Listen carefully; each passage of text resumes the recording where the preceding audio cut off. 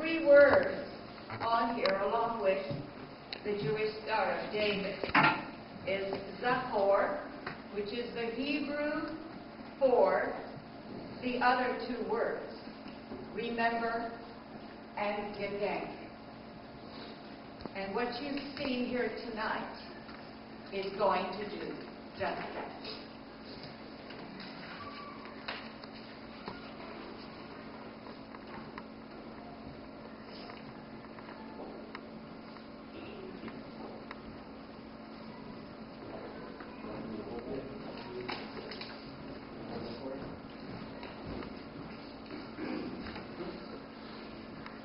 Now, my name is Frieda,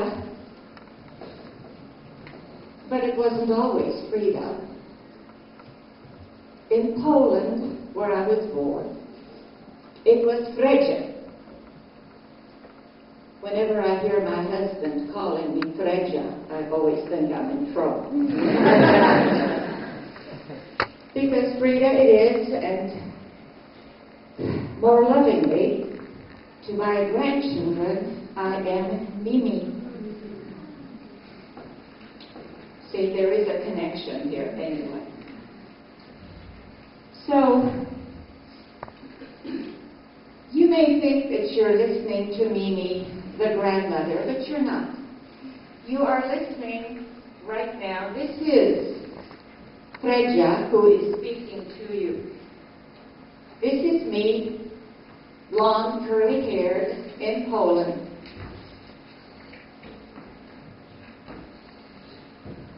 Between this photograph, probably around the age of 3, and this one, where my hair, after being shaved in one of the so-called camps, was just beginning to grow out.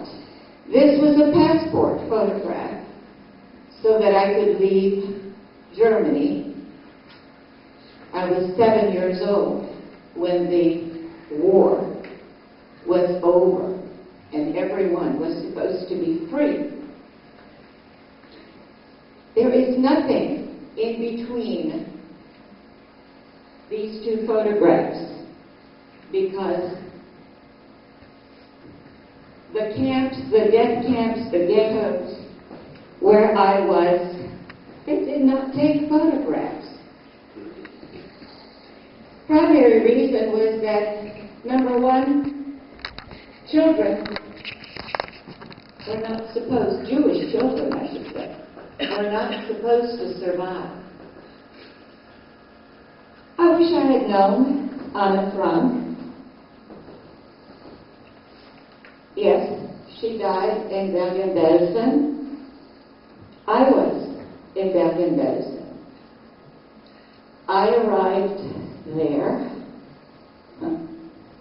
That was quite a train trip.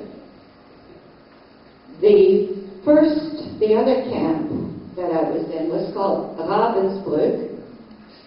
And those of you who will be studying the Shoah, by the way, that is the Hebrew word for the Jewish Holocaust, and I use it, the Shoah, instead of the word Holocaust. Why do I use it? Because in today's language, every disaster, every flood, every terrible situation that happens in the world is now called a Holocaust. Not quite the same thing.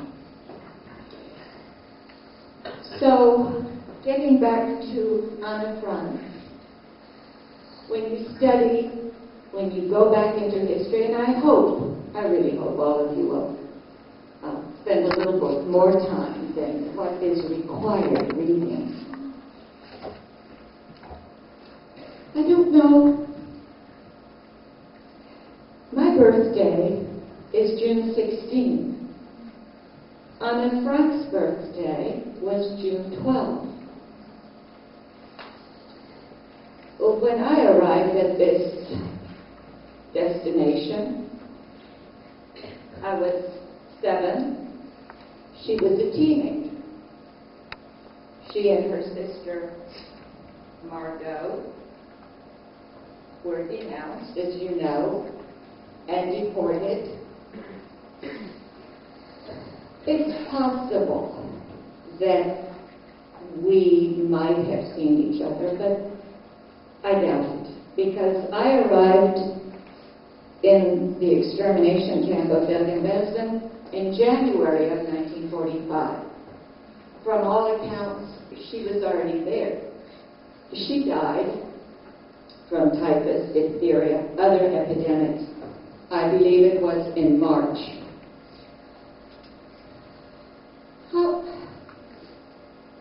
How can this child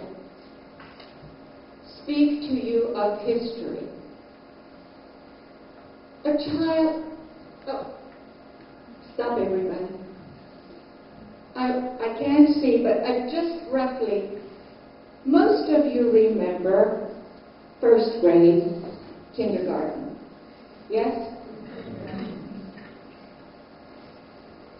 I never had the pleasure. I didn't get to start any kind of school until I was 9 years old. But I know when I speak to students when I'm at school, everyone sort of seems to remember that terrible, that frightening experience of going to school, going to kindergarten, being torn from mom and dad, and the toys. And I never had a toy. Before this photograph was taken, which was a passport, by the time I was 6 years old, I had no family. None. I didn't want to do this. I wasn't going to tell you this, but after seeing what all of you wonderful people denounced us tonight, I think you can take this. Memories are extremely fragile, and a child's memories, if you can think back to first grade or kindergarten, or I have a son here who probably remembers very well certain things in his first grade, because I do. They were quite different. But they're not in motion. A child's memories they're frozen. They're more like a still life.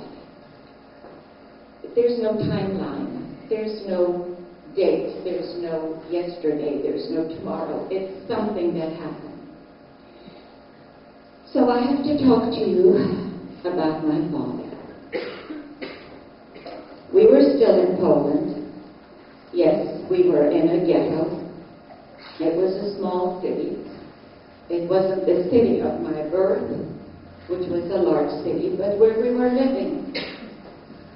From 1939, the beginning of the war, when Germany took over Poland, until probably sometime 1941, or the end of 1941. So if I was born in 37, I think most of you can do the math on that. My mother,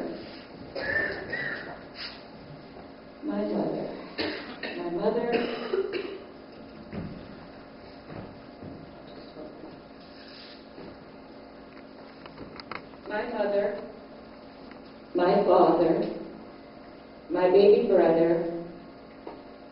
and, well, you saw the princess here. My mother, I can still remember. I suppose Shirley Temple, you guys are much too young for this, but Shirley Temple was the epitome of little girl princess. And I suppose, to some degree, yeah, I think she was right. And I remember so clearly one day sitting, there was a bench, a table at the foot of the bed, and she was just rolling those curls on her fingers, and they were testing, you know, any four-year-old that wants to sit still while her mother is brushing and making curls. I don't know if my granddaughter, I don't think, would stand for it. And the door was broken down, and people in uniform and guns storming into the room. It's frozen. It's frozen in my mind, but it will not go away. My father was sick in bed that day. I don't know if they were Nazis, if they were Polish soldiers. They were soldiers. And to a 4-year-old and a 5-year-old and a 6-year-old, anything in uniform is bad. In those days, it was bad. And they insisted. They grabbed my father out of bed. They hauled him out. I'm screaming. Everybody is whatever. I don't know. I don't know how long afterwards, but it was soon, maybe 2 days. And next thing I know, my mother, my baby brother, and I were marched and forced at gunpoint to the town square. And I can still, when you're that little, anything is really tall. And I can still remember the gallows on the town square. And I can still remember my father in chains, both arms, legs, 2 other men, forced down on their knees, very sharp stones, and made to crawl to the gallows. I will not tell you what the ground was like by the time they forced him. He'd been beaten. He certainly was bloodied. But that wasn't enough. And he was hanged right there in the square. My mother tried, I remember it so clearly, to put her hand over my eyes. The hand was knocked away. And whoever the soldier, the Nazi, the Gestapo, whoever he was, said, let her watch. She has to learn a lesson. I was 4 years old. I learned the lesson very well. It wasn't long after that when we were, as best as I can reconstruct, this was either the very end of 1941 or just the beginning of 1942. I'm still working on reconstructing a lot of this. But we were thrown out of our house, my mother, my baby brother and I, and somehow we still don't know how. Travel was certainly not permitted. We made it back to Piotrków, Poland, which is in the heart of Poland, where my mother's family had been for generations. We made it back. It was a very important and very large ghetto. And we were there for a period. I remember the dogs being chased after me when I tried to walk down the street. I remember the beatings. I remember the shootings. I remember the bombs. And I remember, most of all, the day when everyone had to go to the town square. And now that I've recollected it, I didn't know it at the time, we were all there. I was a miserable little girl. I really was. I guess I still am. Curious, willful. No to me meant, well, maybe I can. And somehow, I remember I was close to the ground. I had wandered away. We must have been standing there, thousands of people, Jews. We must have been standing there for hours. Do you know of any 4 or 5-year-old that's going to stand there and just stand and decide which. Everybody had to go to the bathroom. There were no potty breaks. And I wandered away just between people's legs, and there were names being called, and the trains were in the distance, the cattle cars, and people were being shoved in. I'm not sure that I computed any of that. I saw it. But then I heard Paula Gelsman. That's my mother. Well, if she's Paula Gelsman, and I'm Frieda Gelsman, why am I not there? And she's holding my baby brother. And I see her walking. I'm screaming, "Mama!" And I feel someone grabbing me, shoving me down to the ground. Remember, I wasn't that far off the ground. And putting a hand over my mouth and keeping me there. I needed to be with her. They were calling her. She was going, leaving. I can't be left behind. Boys and girls, ladies and gentlemen, there's all kinds of courage, strength, resilience. There's defiance. This woman is walking just as straight as a board, holding this 18-month-old.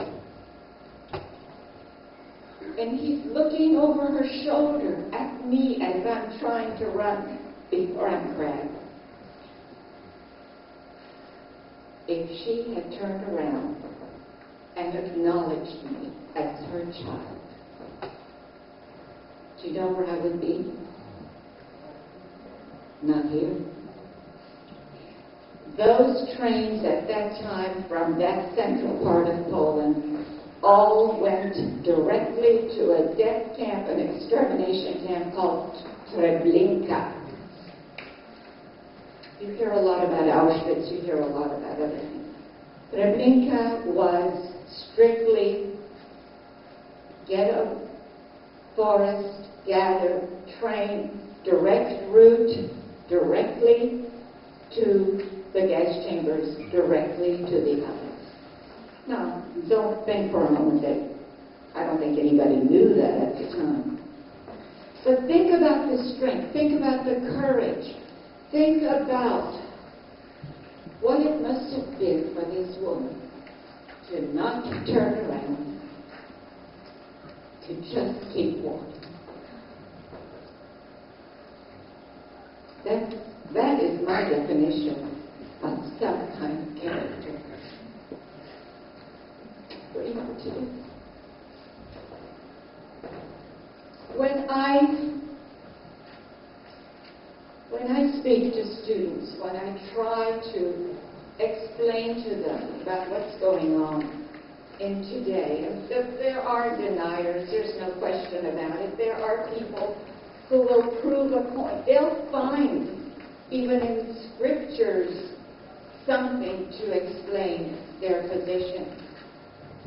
Well, all I can say to you, take a good look, because I am the last.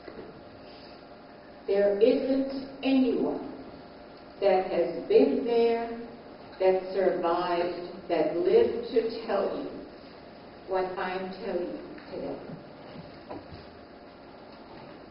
Professor Elie Wiesel once said, the only people who can really understand what happened were the people who were there, and those who were there can't talk about it. It's too painful, it's too horrible, and frankly, most people don't want to hear it. But any younger than I was, they didn't survive, and if they did survive, somehow they were either in hiding, they were sheltered in convents, or in well-meaning neighbors. There just weren't enough of these well-meaning neighbors. 6 million, you've heard that term. You know, 6 million, it's just hard to imagine, because there were 22 million people who were killed in World War II. But the majority it was a war. It was a terrible situation. People get killed in war. Soldiers kill soldiers. I'm talking about defenseless women, older people, children. Out of that 6 million, 1.5 million Jewish children were slaughtered. Just slaughtered. Gone. Disappeared. Much younger than Anne Frank. Who can even imagine what this girl might have been? Writer, statesperson, award winner, who knows? Who can possibly know what Shimmick would have done? How do we know? 1.5 million Jewish children. So, why am I here? Why me? I know. I get asked that all the time. How did you survive? Why? Well, if you ever find out, I wish you'd let me know. I think it was just a fluke. It was a set of circumstances. I think maybe I even had the original Harry Potter invisible cloak. Because I learned, trained myself, actively was invisible. Hiding places you wouldn't believe were a small kid that was starved and very skinny. I'm not skinny now. Where you can fit. And when you're scared enough, you find other places even that you couldn't imagine. Sometimes people who know me well wonder why I have claustrophobia. Should I tell them? So when I talk to students, when I conduct workshops, I have this obscenity, this symbol, this engraved horror that's called the swastika. I want you all to hear the words that accompany. Hate, prejudice, despair, fear, no humanity, pure evil. Pure evil. You know, that's really not a Judeo-Christian ethic that anybody wants to be taught. It exists. It's alive and well. Unfortunately, we haven't really learned a thing. Just look at what's going on. Look at Darfur. Look at what went on in Bosnia. Look at the murders, the killings, the rapes, the disembowelments today, right now. Our papers just don't really go into that. Because you see, it's really not pleasant, and it doesn't really sell a whole lot of newspapers. Why do I do this? Why? I told you, I'm the last generation. There isn't anyone after me, and when I'm gone, you know, you'll read a little portion of it in some history book. But if you're really as intelligent as I think you are, if you really, really want to be a human being, a decent, caring human being, you learn to listen. You know, I used to tell my grandchildren, do you know that you can't talk and listen at the same time? Because we really don't pay attention. We hear things, and in today's world, we're so surrounded with gizmos and gadgets and sounds, and by the way, the dance was really quite good. But we don't want to get involved. People are shoved under trains in big cities, they're mugged, they're killed, they're nothing. It's just things that happen. But they're not just things that happen, and you have to make it. You have to make it your business. Before I turn this over to the next person, I just have to read you something. I do this a lot.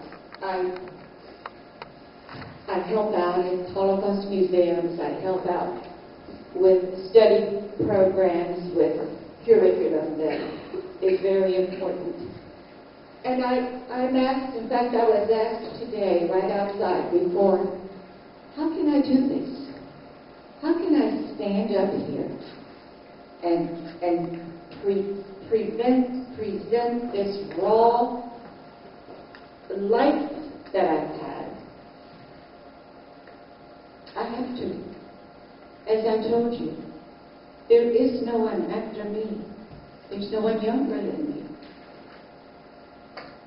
And it's my duty. Otherwise, these people were killed and disappeared, and it was for nothing. And I can't let that happen. But I have to share something. When I talk about the months in Bergen-Belsen and the hunger and the disease and the depravity and living in the same skirt and blouse for 3.5 months, no sanitary conditions, no food, people dying, bodies, they couldn't even move them out of the way. There was no way to remove them, and you watched it. And someone asked me one time, you know, were you really hungry? Oh, the hunger. How do I describe hunger? I don't mean hunger between meals or because of an occasional missed meal, but hungry to the point of physical pain. When your stomach is enduring unbearable cramping, and you're a little girl and you're all alone, and no one can give you anything because they don't have any food to give, and you cry, and you're punched or kicked or beaten because you are crying, because you are hungry, because you're in pain, because you're going to die, because no one cares, because maybe it is better to die, because then you won't hurt anymore. This play was not a play. This play is the closest thing to reality that I have seen that helps me in the work that I do. And I thank you for listening to me.